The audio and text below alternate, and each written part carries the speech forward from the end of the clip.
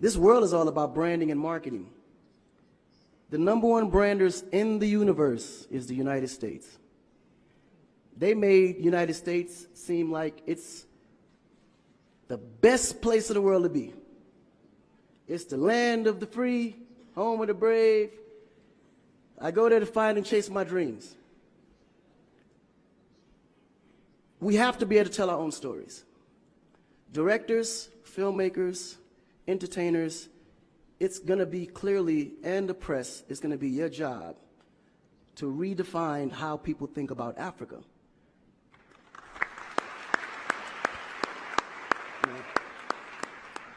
Because you're here, you see what's going on. You clearly can see in a vivid picture the good, the bad, and the ugly. What you choose to put out there is what the world is going to get. Because I can tell you right now, in Chicago alone, there's more people dying in Chicago than there was in the war in Iraq. But you would never see that. There's a lot of things that's happening in the U.S. that you would never see because they choose to show you what they want you to see for, you know? It's about country integrity. You have a certain reputation you have to keep. No one puts their family business out into the street. One of the problems we have in Africa is that when something happens, the press is quick to put out negative energy and quick to put out a negative story. And then that story goes on to internet, and other broadcasting systems take it and they post it.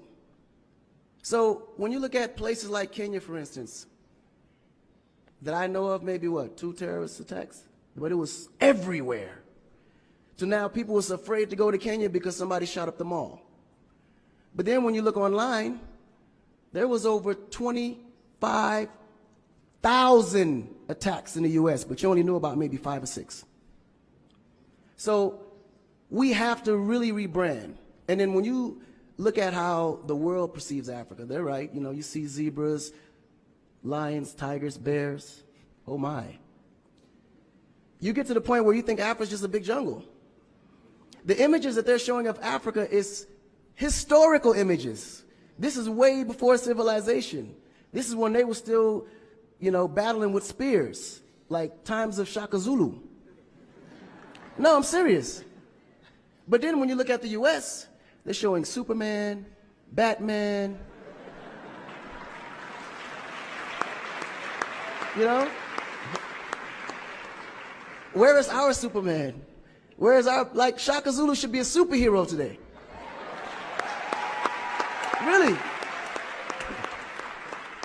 So we have to tell our own stories. I mean, even Jesus is white. And you believe it. But it's okay, because how you were framed, if you taught something from the day you were born, and your mother taught you that, your father taught you that, it's real. You never look at your mom and your dad as liars.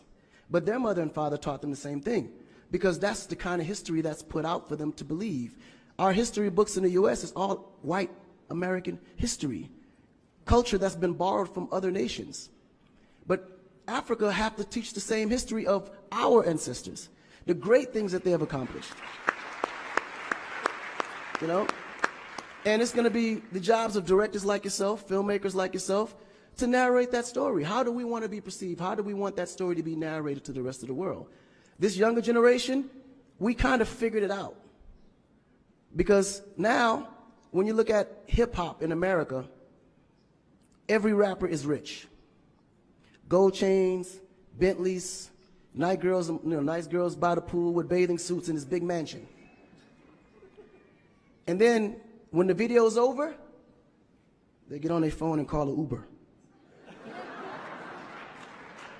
They don't even come in the Bentley that you just saw in the TV.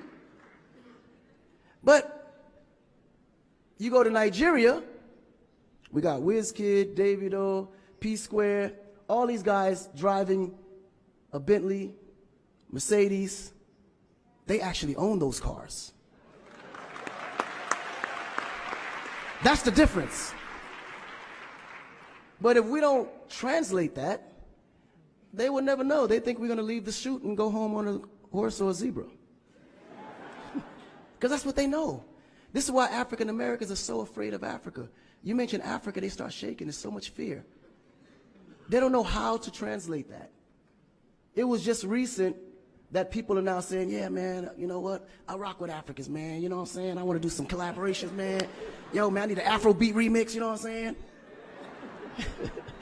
But before, they be like, man, I don't know that dude. I'm not putting him on my record. So the younger generation is slowly understanding how you have to rebrand the culture, because the culture has adapted. They've actually took everything that we've created and made it look better. They made a superstar look like a superstar. When I look on TV and I see our biggest entertainers, they don't look like stars.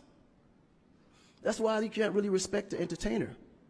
If a politician saw a singer, he'd just be like, oh, he's just a local singer. But if he go to that local singer's performance, he may sell out the stadium because he has a huge influence, but the image is not there. So we have to take the image as a huge accountability for ourselves and realize that Africa really does have a reputation.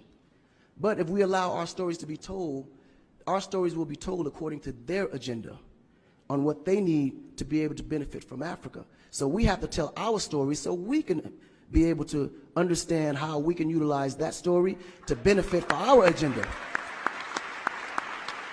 You know? So in closing, this job is for the entertainers, the filmmakers, the reporters, and anyone that creates content. We have to rebrand.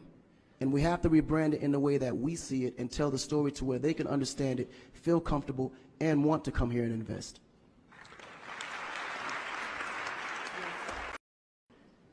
This world is all about branding and marketing.